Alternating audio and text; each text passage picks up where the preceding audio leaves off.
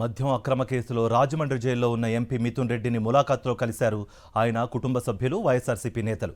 వ్యక్తిగత కక్షలతోనే మిథున్ రెడ్డిని జైలు పాలు చేశారని ఎంపీ పిల్లి సుభాష్ చంద్రబోస్ ఆగ్రహం వ్యక్తం చేశారు.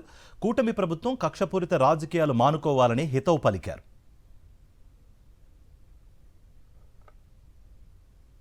కొద్ది రోజులు అంటే కొద్ది సంవత్సరాల ముందుకు వెళ్తే ఆనాటి రాజకీయ నాయకుల యొక్క మనస్తత్వానికి ఈనాటి రాజకీయ నాయకుల యొక్క మనస్తత్వానికి తేడా చాలా స్పష్టంగా కనిపిస్తూ ఉంటుంది.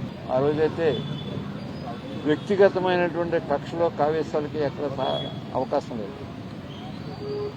కానీ ఈనాడు అతి చిన్నదానికి కూడా ఏదో రకంగా కేసులు ఇరికించి జైల్లో పెట్టడం అనేది ఒక అలవాటుగా పరిణమించింది. ఇక్కడ మిథున్ రెడ్డి గారిగా చూసుకున్నాం. మిథున్ రెడ్డి గారి మీద